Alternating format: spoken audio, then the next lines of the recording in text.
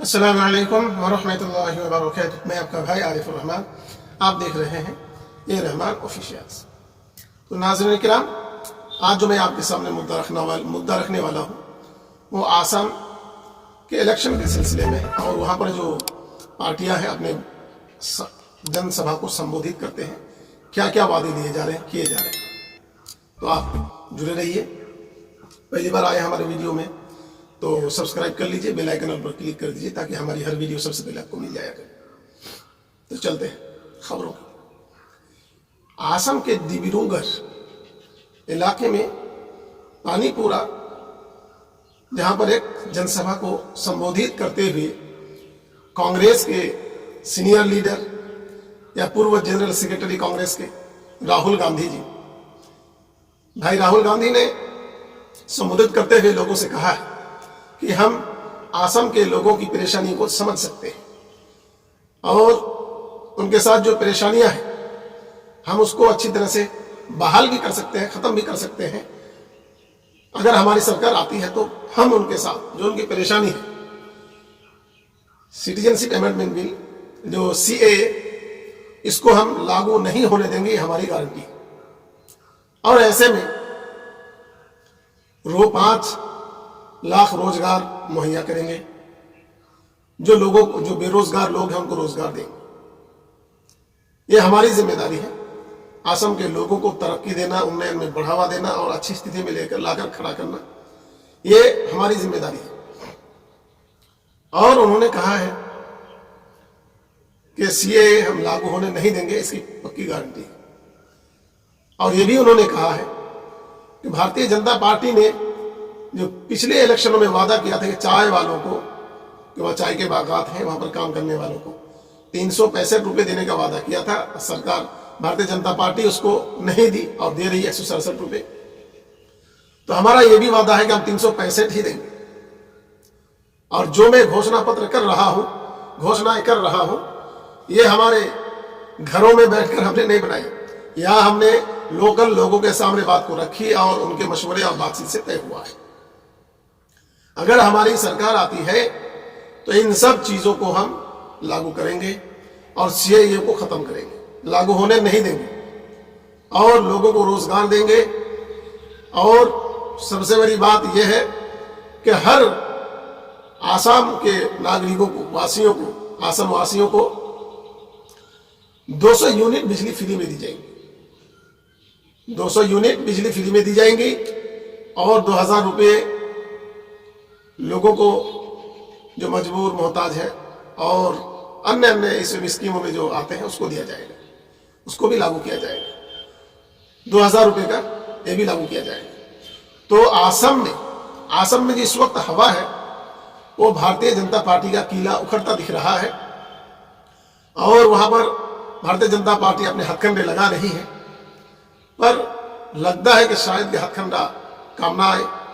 वहां पर इस वक्त जो हवा है गठबंधन का हवा है। गठबंधन जहां पर कांग्रेस है, AIUDF है और एक पार्टी थी जो भारतीय जनता पार्टी के साथ गठबंधन में थी, उसने छोड़ दिया। उन लोगों ने बहुत बड़ा इल्जाम भी लगाया भारतीय जनता पार्टी पर और उसको छोड़ते हुए हमने गठबंधन में शरीक हो गए। और भी छोटी पार्टियां हैं गठबंधन में, जो इस वक्त आसाम का जो रुझान है गठबंधन की जीत होने की संभावना बताई जा रही है।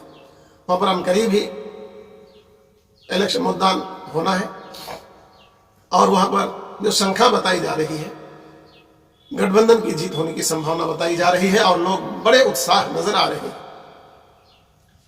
चलते हैं अगली खबर की तरफ। पश्चिम बंगाल में जहां पर ऑल इंडिया मजलिस इत्तेहादुल मुस्लिमीन कमजोर पड़ता दिख रहा है, ऐसी स्थिति में उन लोगों के लिए जो मजलिस के चाहने वाले हैं, मजलिस के दूर दराज के कार्यकर्ता हैं, उन लोगों के लिए बड़ी खुशखबरी है कि मजलिस पश्चिम बंगाल में इलेक्शन हर संभव तरीके से लड़ेगी। मगर पहले जो पूरे बंगाल में लड़ने की एक योजना थी वो खत्म हो गई।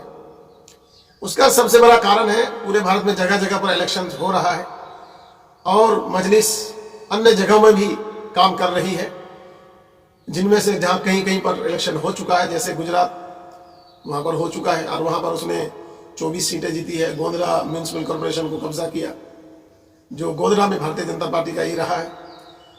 और वहाँ पर जो है मजलिस का मेयर बैठा है, निर्दलीय मीम पार्टी ने मिलकर वहाँ पर जो है मेयर और उप मेयर को इंतखाब किया है।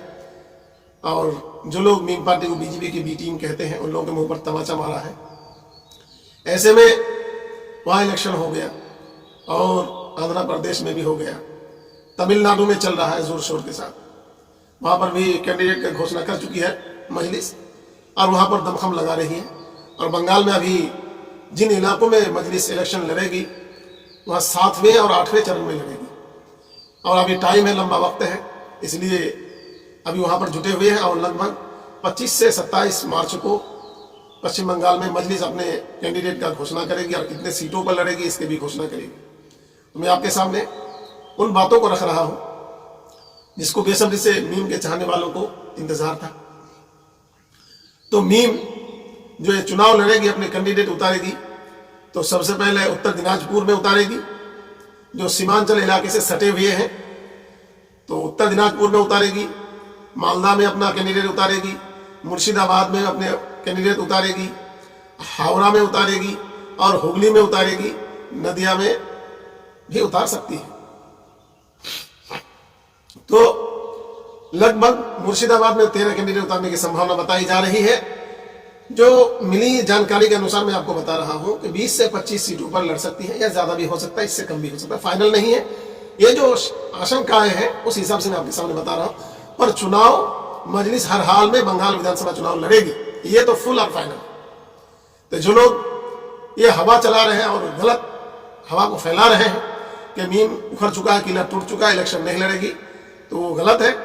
और सच्ची खबर यह है कि मीम बंगाल में विधानसभा चुनाव लड़ेगी और हर हाल में लड़ेगी, चाहे कितनी सीटों पर इसका घोषणा नहीं किया है, पर बहुत जल्द इसका घोषणा भी हो जाएगा।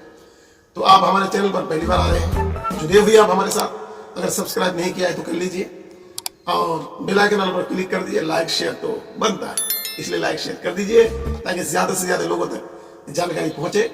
और दीजिए इजाजत। अस्सलाम वालेकुम व रहमतुल्लाहि व बरकातहू।